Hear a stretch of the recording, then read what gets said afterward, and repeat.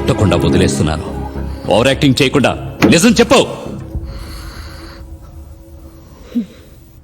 ఇంతవరకు జరిగింది మర్చిపోండి ఆఫీసర్. ఇప్పుడు జాగ్రత్తగా వినండి, ఎందుకంటే ఇప్పుడు నేను చెప్పేది నిజం.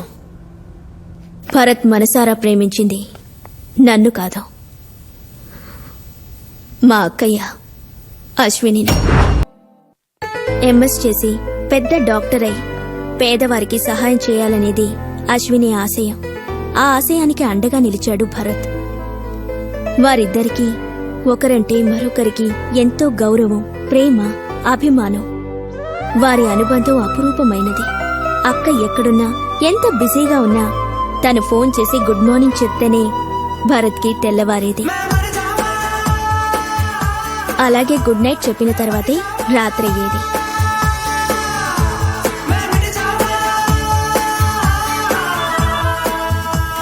గత 5 సంవత్సరాలుగా ఈ అలవాటు ఒక్కరోజు కూడా మిస్ అవ్వలేదు. కాని ఉన్నట్టుండి ఒకరోజు భరత్కి అశ్విని దగ్గర నుంచి ఫోన్ రాలేదు. తను మాట్లాడాలని ట్రై చేసినా అక్క ఫోన్లో దొరకలేదు. ఏదో మెడికల్ ఎమర్జెన్సీ ఉంటుందని భరత్ ఎక్కువగా ఆలోచించలేదు. కాని రెండో రోజు కూడా అలాగే జరగడంతో భరత్ అప్సెట్ అయ్యాడు.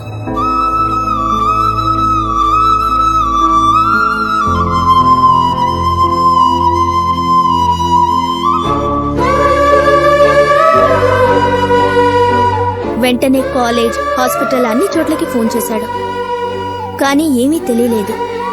దాంతో భరత్కి టెన్షన్ ఎక్కువైపోయింది. బళ్ళారికి వెళదాం అనుకుంటూ ఉండగా తనకు ఒక ఫోన్ కాల్ వచ్చింది. హలో. అట్నుంచి మాట్లాడిన వ్యక్తి తను ఎవరు ఏమిటనే వివరాలు చెప్పకుండా అశ్విని గురించి తెలుసుకోవాలంటే అర్జెంటుగా బళ్ళారికి రా అని చెప్పి ఫోన్ పెట్టేశాడు. హలో. ఏమైంది భరత్?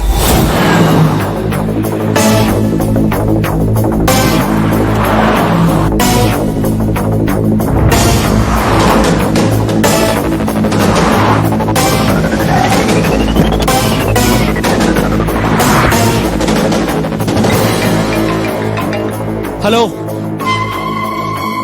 నేను బళ్ళారి బోటలో వెయిట్ చేస్తున్నాను. ఎక్కడికి రావాలి? హలో.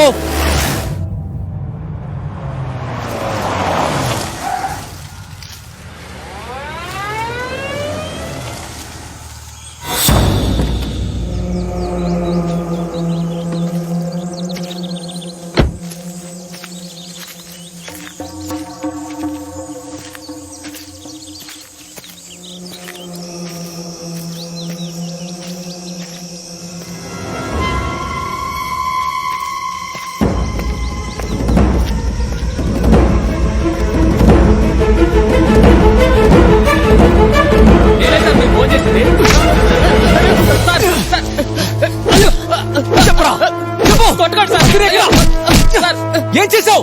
ఏం చేసావు? దండం పెడతారు సార్, ఆపండి సార్, నా మాట నమ్మండి సార్, నా మాట నమ్మండి సార్. చెప్తారు సార్, అన్ని చెప్తారు సార్.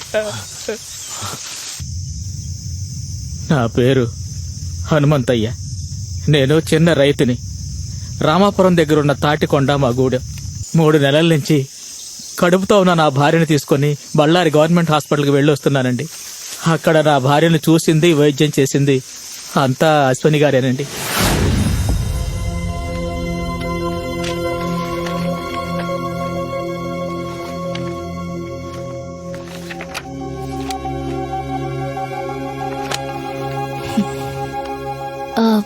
కడుపులో బిడ్డ పెరుగుదల సరిగా లేదు లక్ష్మమ్మ. అమ్మా, మీ కాళ్ళకి మొక్కుతాను తల్లి. ఏదో ఒకటి చేసి ఈసారైనా నా బిడ్డను బతికించండి అమ్మా. ఏమంటున్నావు? ఇంతకు ముందు అబోషన్ అయిందా? ఒకసారి కాదండి, 2 సార్లు. ఈసారి కూడా అలా జరిగేదే. కానీ ఇది మొండికేసి 5 నెలల గుడికెళ్ళి దేవుడికి పూజలు చేసి నీళ్లు పోసుకుంది. మరి 4 సంవత్సరాలుగా మా ఊర్లో ఎవరికి పిల్లలు లేరండి. అందరూ ఏదో ఒక రోగంతో నానా బాధలు పడుతున్నారండి. ఏ ఊరు మీది? తాటికొండండి, రామాపురం దగ్గర గూడెం. అమ్మా, ఈ జీవితానికి ఒకే ఒక్క ఆశనేది ఉందండి. ఒక్కసారైనా నా కడుపున ఒక బిడ్డ పుట్టి అది అమ్మా అని ఏడవాలి. ఆ బిడ్డ ఏడుస్తుంటే దాన్ని ఒళ్ళోకి తీసుకొని సంతోషంతో నేను ఏడవాలి. ఆ తర్వాత నా ప్రాణం పోయినా పర్వాలేదు. నేను ఆడదాన్ని లక్ష్మమ్మ. నీ బాధ ఏంటనేది నాకు అర్థమైంది. నువ్వు బాధపడకు. ఏవైనా సరే నీ బిడ్డని ఎలాగైనా నేను బతికిస్తాను.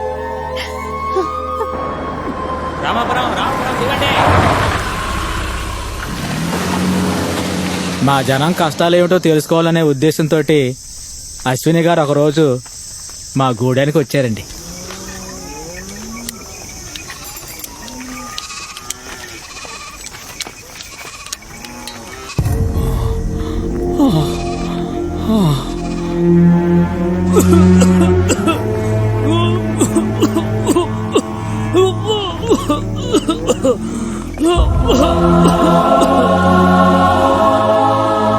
మా గూడానికి ఏ కట్టాలు రాకుండా ఆ బంగారం తల్లి కాపాడుతూ ఉండేది.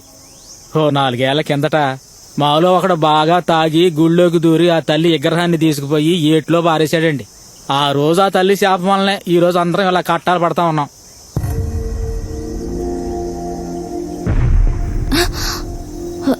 ఏంటి శబ్దం? గుట్ట పైన మైనింగ్ జరుగుతుందమ్మా. ఎట్టాగే రోజుకు 10 సార్లు అయినా డైనమేట్లు పేలుస్తూ ఉంటారు.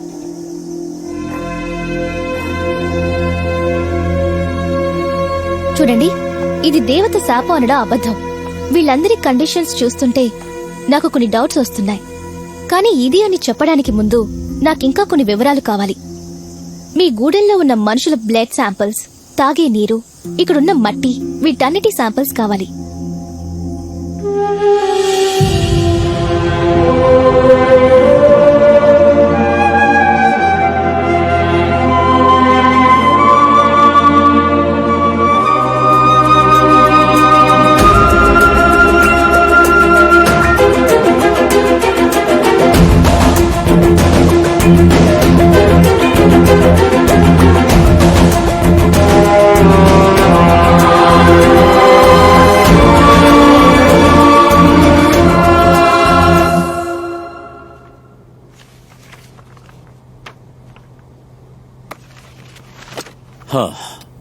So what?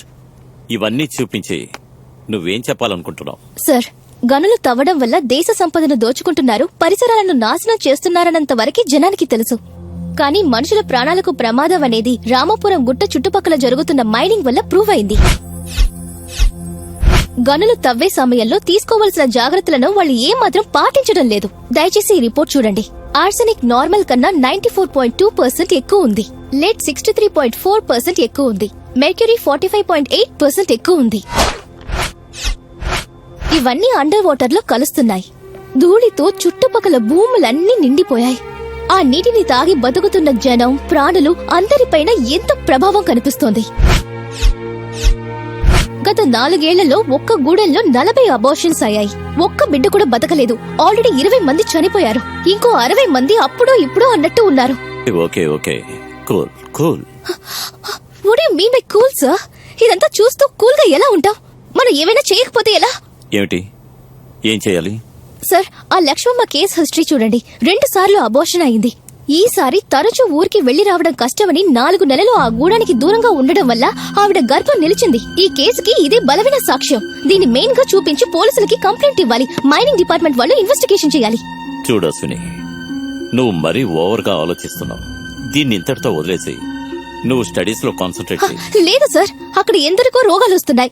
వాతావరణం ఎంతో దానివల్ల పాడవుతోంది. నీకేం లాస్ అయింది? ఇది నా పర్సనల్ అడ్వైజ్ అనుకో, లేదా సీరియస్ వార్నింగ్ అనుకో. నువ్వు మాత్రం ఈ విషయంలో జోక్యం చేసుకోవద్దు. నీ వల్ల మా కాలేజీ కూడా అనవసరంగా ఇందులో చిక్కుకుపోయేలా చేయకు. Understand? You may go now.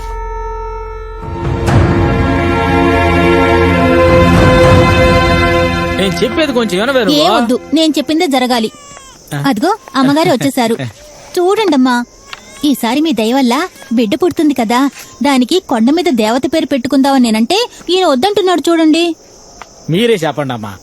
మీ దయ వల్ల అంటుంది. మరి కొండ మీద దేవత పేరు ఎందుకమ్మా? దానికి మీ పేరే పెట్టుకోవచ్చు కదా.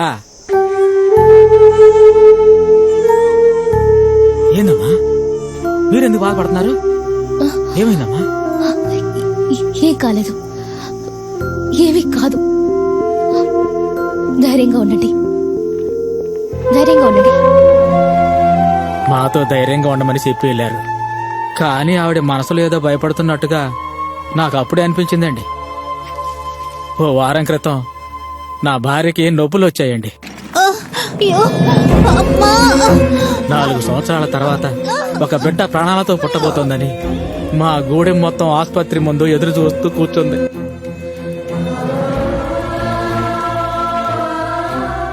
ఎలాగైనా సరే